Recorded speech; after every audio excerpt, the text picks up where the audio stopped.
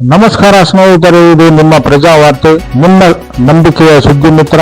ಇವತ್ತಿನ ಪ್ರಮುಖ 5 ಸುದ್ದಿಗಳನ್ನು ವೇಗವಾಗಿ ಮತ್ತು ನಿಖರವಾಗಿ ತಿಳಿಸುತ್ತೇವೆ. ಹೀಗಾಗಿ ವಿಡಿಯೋವನ್ನು ಕೊನೆಯವರೆಗೂ ನೋಡಿ. ದಿನಾಂಕ 30ನೇ ಜುಲೈ 2026ರಂದು ಕಾರ್ಮಿಕ ಇಲಾಖೆಯ ಮುಂದೆ ಪರಿಷ್ಕೃತ ಕನಿಷ್ಠ ವೇತನ ಹಿಂಪಡೆಯುವ ಪ್ರಯತ್ನ ಕೈಬಿಡಿ ಎಂದು ಎಐಸಿಸಿಟಿಯು ಜಿಲ್ಲಾ ಸಮಿತಿ ವತಿಯಿಂದ ಪ್ರತಿಭಟನೆಯನ್ನು ಹಮ್ಮಿಕೊಂಡಿದ್ದರು. ರಾಜ್ಯದಲ್ಲಿ ಜಾರಿಯಲ್ಲಿರುವ ಪರಿಷ್ಕೃತ ಕನಿಷ್ಠ ವೇತನದ ಅಂತಿಮ ಅಧಿಸೂಚನೆಯನ್ನು ಮರುಪರಿಶೀಲಿಸುವ ಅಥವಾ ಹಿಂಪಡೆಯುವ ಯಾವುದೇ ಕ್ರಮವನ್ನು ತಕ್ಷಣ ಕೈಬಿಡಬೇಕು ಎಂದು all India central council of trade unions AICCTU Raichur ಜಿಲ್ಲಾ ಸಮಿತಿಯ ವತಿಯಿಂದ ಪ್ರತಿಭಟನೆ ನಡೆಸಲಾಯಿತು. ಈ ಸಂಬಂಧ ರಾಯಚೂರು ಜಿಲ್ಲಾ ಕಾರ್ಮಿಕರ ಅಧಿಕಾರಿಗಳ ಮೂಲಕ ಮಾನ್ಯ ಮುಖ್ಯಮಂತ್ರಿಗಳು ಹಾಗೂ ಹಣಕಾಸು ಸಚಿವರಾದ ಡಿ.ಕೆ. ಶಿವಕುಮಾರ್ ಅವರಿಗೆ ಮನವಿ ಸಲ್ಲಿಸಿ ಜಿಲ್ಲಾ ಅಧ್ಯಕ್ಷರು ಮಾತನಾಡಿ ಬಡವರಿಗೆ ಜಿಲ್ಲಾದ್ಯಂತ ನಾವು ಈ ಒಂದು ಪ್ರತಿಭಟನೆ ಮಾಡ್ತಾ ಇದ್ದೇವೆ.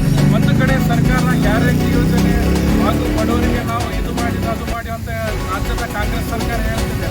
ಆದರೆ ಮಾನ್ಯ ಡಿ.ಕೆ. ಶಿವಕುಮಾರ್ ಅವರು ಕನಿಷ್ಠ ವೇತನ ಜಾರಿ ಮಾಡಲು ಭಾಳ ಹಿಂದೇಟು ಆಗ್ತಾ ಇದ್ದಾರೆ. ಅದನ್ನು ನಾವು ಎಐಸಿಸಿಟಿ ಸಂಘಟನೆ ಅತ್ಯಂತ ತೀವ್ರವಾಗಿ ಖಂಡಿಸ್ತೇವೆ. ಒಂದು ವೇಳೆ ಕನಿಷ್ಠ ವೇತನ ಸರ್ಕಾರ ರಾಜ್ಯದಲ್ಲಿ ಜಾರಿ ಮಾಡಿದರೆ ಉಗ್ರವಾಗಿ ಹೋರಾಟ ಮಾಡುವ ಮೂಲಕ ಈ ಮೂಲಕ ಹೆಚ್ಚಿಸುತ್ತೇವೆ. ಒಂದು ವೇಳೆ ಸರ್ಕಾರ ನಮ್ಮ ಈ ಒಂದು ಬೇಡಿಕೆ ಈಡೇರಿಸಿದರೆ ಉಗ್ರವಾಗಿ ಹೋರಾಟ ಮಾಡುತ್ತೇವೆ. ಒಂದು ಕಡೆ ಸರ್ಕಾರ ಪದೇ ಪದೇ ಹೇಳ್ತಿದೆ ನಾವು ಕಾರ್ಮಿಕ ಪರವಾಗಿ, ಅಂದರೆ ಸರ್ಕಾರ ಯಾವುದೇ ಕಾರ್ಮಿಕ ಪರವಾಗಿಲ್ಲ, ಬರೇ ಕಾರ್ಪೊರೇಟ್ ಪರವಾಗಿ ನಿಂತಿದೆ. ರಾಜ್ಯ ಸರ್ಕಾರ ಕೂಡಲೇ ಸಮಾನ ಕೆಲಸಕ್ಕೆ ಸಮಾನ ವೇತನ ಎಂಬ ಕಾರ್ಮಿಕರ ಈ ಧ್ವನಿಯನ್ನು ಗಟ್ಟಿಗೊಳಿಸಿ ಈ ಒಂದು ಅನುಷ್ಠಾನವನ್ನು ಈ ರಾಜ್ಯದಲ್ಲಿ ಜಾರಿ ಮಾಡುವ ಮೂಲಕ ಬಡವರ ಮತ್ತು ಕಾರ್ಮಿಕರ ಹಿತರಕ್ಷಣೆಗಾಗಿ ಮುಂದುವರಿಸಬೇಕಾಗಿ ಈ ಮೂಲಕ ತಮ್ಮಲ್ಲಿ ಕೇಳಿಕೊಳ್ಳುತ್ತೇವೆ. ಎಲ್ಲ ಸೌಲಭ್ಯಗಳನ್ನು ನೀಡಿದ್ದೇವೆ ಎಂದು ಕಾಂಗ್ರೆಸ್ ಸರ್ಕಾರ ಹೇಳುತ್ತಿದೆ. ಆದರೆ ಮಾನ್ಯ ಮುಖ್ಯಮಂತ್ರಿಗಳಾದ ಡಿ.ಕೆ. ಶಿವಕುಮಾರ್ ಅವರು ಕನಿಷ್ಠ ವೇತನ ಜಾರಿ ಮಾಡುವಲ್ಲಿ ಹಿಂದೇಟು ಹಾಕುತ್ತಿದ್ದಾರೆ. ಇದನ್ನು ನಾವು ಎಐಸಿಸಿಟಿಯ ಸಂಘಟನೆಯಾದ ತೀವ್ರವಾಗಿ ಖಂಡಿಸುತ್ತಿದ್ದೇವೆ. ಒಂದು ವೇಳೆ ಕನಿಷ್ಠ ವೇತನ ಜಾರಿ ಮಾಡದೆ ಹೋದರೆ ಉಗ್ರವಾದ ಹೋರಾಟ ಮಾಡುತ್ತೇವೆ. ಸರ್ಕಾರ ಪದೇ ಪದೇ ಹೇಳುತ್ತದೆ ನಮ್ಮ ಸರ್ಕಾರ ಕಾರ್ಮಿಕರ ಪರವಾಗಿ ಇದೆ ಅಂತ, ಆದರೆ ಸರ್ಕಾರ ಕಾರ್ಮಿಕರ ಪರವಾಗಿ ಅಲ್ಲ, ಕಾರ್ಪೊರೇಟ್ ಪರವಾಗಿ ನಿಂತಿದೆ. ಕೂಡಲೇ ಸಮಾನ ಕೆಲಸಕ್ಕೆ ಸಮಾನ ವೇತನ ಕೊಡಬೇಕು ಹಾಗೂ ಬಡವರ ಮತ್ತು ಕಾರ್ಮಿಕರಿಗಾಗಿ ಈ ಅನುಷ್ಠಾನವನ್ನು ಜಾರಿಗೊಳಿಸಬೇಕೆಂದು ಒತ್ತಾಯಿಸಿದರು.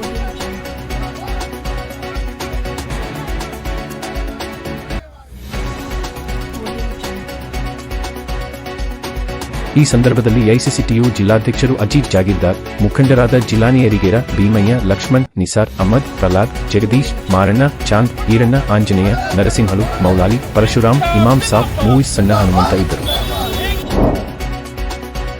ಕರಾವಳಿ ಕರ್ನಾಟಕದಲ್ಲಿ ಮತ್ತೆ ಮಳೆ ಅಬ್ಬರ ಹೆಚ್ಚಾಗುವ ಸಾಧ್ಯತೆ ಇರುವ ಹಿನ್ನೆಲೆಯಲ್ಲಿ ಭಾರತೀಯ ಹವಾಮಾನ ಇಲಾಖೆ ಭಾರೀ ಮಳೆಯ ಎಚ್ಚರಿಕೆ ನೀಡಿದೆ.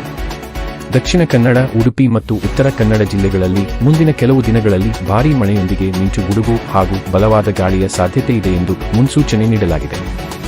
ಮಾನ್ಸೂನ್ ಚುರುಕುಗೊಂಡಿರುವ ಕಾರಣದಿಂದ ಈ ಭಾಗದಲ್ಲಿ ನಿರಂತರ ಮಳೆಯಾಗುತ್ತಿದ್ದು ಕೆಲವೆಡೆ ನೀರಿನ ಮಟ್ಟ ಏರಿಕೆ ಹಾಗೂ ಪ್ರವಾಹದ ಆತಂಕವೂ ಉಂಟಾಗಿದೆ.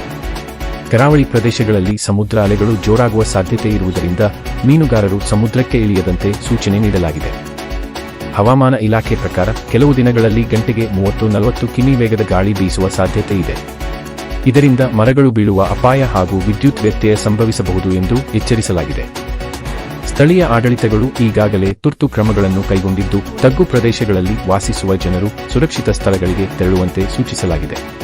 ಶಾಲೆಗಳು ಮತ್ತು ಕಚೇರಿಗಳ ಕಾರ್ಯಾಚರಣೆಯ ಮೇಲೂ ಪರಿಣಾಮ ಬೀರುವ ಸಾಧ್ಯತೆ ಇದೆ. ಒಟ್ಟಿನಲ್ಲಿ ಕರಾವಳಿ ಕರ್ನಾಟಕದ ಜನರು ಮುಂದಿನ ಕೆಲವು ದಿನಗಳು ಎಚ್ಚರಿಕೆಯಿಂದ ಇರಬೇಕು. ಅನಾವಶ್ಯಕವಾಗಿ ಹೊರಗೆ ಹೋಗುವುದನ್ನು ತಪ್ಪಿಸಿ ಸರ್ಕಾರದ ಸೂಚನೆಗಳನ್ನು ಕಟ್ಟುನಿಟ್ಟಾಗಿ ಪಾಲಿಸುವುದು ಅತ್ಯಗತ್ಯ. ತೆಲುಗು ಸಿನಿ ಲೋಕದ ಸ್ಟೈಲಿಶ್ ಸ್ಟಾರ್ ಅಲ್ಲು ಅರ್ಜುನ್ ಇತ್ತೀಚೆಗೆ ತನ್ನ ಅಭಿಮಾನಿಗಳು ಮತ್ತು ವಿರೋಧಿಗಳಿಗೆ ಸ್ಪಷ್ಟ ಸಂದೇಶ ನೀಡಿದ್ದಾರೆ. ಒಂದು ಸಾರ್ವಜನಿಕ ಕಾರ್ಯಕ್ರಮದಲ್ಲಿ ಮಾತನಾಡಿದ ಅವರು, ನನ್ನ ಕೆಲಸ ಇಷ್ಟವಿಲ್ಲದಿದ್ದರೆ ಬಿಟ್ಟುಬಿಡಿ, ಆದರೆ ಟ್ರೋಲ್ ಮಾಡಿ ಸಮಯ ವ್ಯರ್ಥ ಮಾಡಬೇಡಿ ಎಂದು ಹೇಳಿದರು. ಅವರು ಮುಂದುವರಿಸಿ, ಸಾಮಾಜಿಕ ಜಾಲತಾಣಗಳಲ್ಲಿ ಅನಗತ್ಯ ಟ್ರೋಲಿಂಗ್ ಹೆಚ್ಚಾಗಿದೆ ಎಂದು ವಿಷಾದ ವ್ಯಕ್ತಪಡಿಸಿದರು. ಕಲಾವಿದರ ಕೆಲಸವನ್ನು ಮೆಚ್ಚುವುದು ಅಥವಾ ವಿಮರ್ಶಿಸುವುದು ಸಹಜ, ಆದರೆ ಅವಮಾನ ಮಾಡುವ ರೀತಿಯ ಕಾಮೆಂಟ್ಗಳು ಬೇಡ ಎಂದು ಅವರು ಮನವಿ ಮಾಡಿದರು. ಈ ಹೇಳಿಕೆ ಅವರ ಮುಂಬರುವ ಸಿನಿಮಾಗಳ ಕುರಿತು ನಡೆಯುತ್ತಿರುವ ಚರ್ಚೆಗಳ ನಡುವೆ ಬಂದಿದೆ. ವಿಶೇಷವಾಗಿ ಪುಷ್ಪ 2 ದ ರೂಲ್ ಚಿತ್ರದ ನಿರೀಕ್ಷೆ ಹೆಚ್ಚಿರುವ ಸಮಯದಲ್ಲಿ ಕೆಲವರು ನಕಾರಾತ್ಮಕ ಪ್ರತಿಕ್ರಿಯೆಗಳನ್ನು ಹಂಚಿಕೊಳ್ಳುತ್ತಿರುವುದು ಗಮನಕ್ಕೆ ಬಂದಿದೆ. ಅಲ್ಲು ಅರ್ಜುನ್ ಅಭಿಮಾನಿಗಳಿಗೆ ಧನ್ಯವಾದ ಹೇಳುತ್ತಾ, ನಿಮ್ಮ ಪ್ರೀತಿ ನನ್ನ ಶಕ್ತಿ, ನಾನು ಇನ್ನೂ ಉತ್ತಮ ಕೆಲಸ ಮಾಡಲು ಪ್ರಯತ್ನಿಸುತ್ತೇನೆ ಎಂದರು. ಜೊತೆಗೆ ಹೇಟರ್ಸ್ಗೂ ಗೌರವ ನೀಡುತ್ತಾ ತಮ್ಮ ಅಭಿಪ್ರಾಯವನ್ನು ಶಾಂತಿಯುತವಾಗಿ ವ್ಯಕ್ತಪಡಿಸುವಂತೆ ಸೂಚಿಸಿದರು. ಈ ಹೇಳಿಕೆ ಸಾಮಾಜಿಕ ಜಾಲತಾಣಗಳಲ್ಲಿ ವೈರಲ್ ಆಗಿದ್ದು ಹಲವರು ಅವರ ನೇರ ಮಾತು ಮತ್ತು ಸರಳತೆಯನ್ನು ಮೆಚ್ಚುತ್ತಿದ್ದಾರೆ.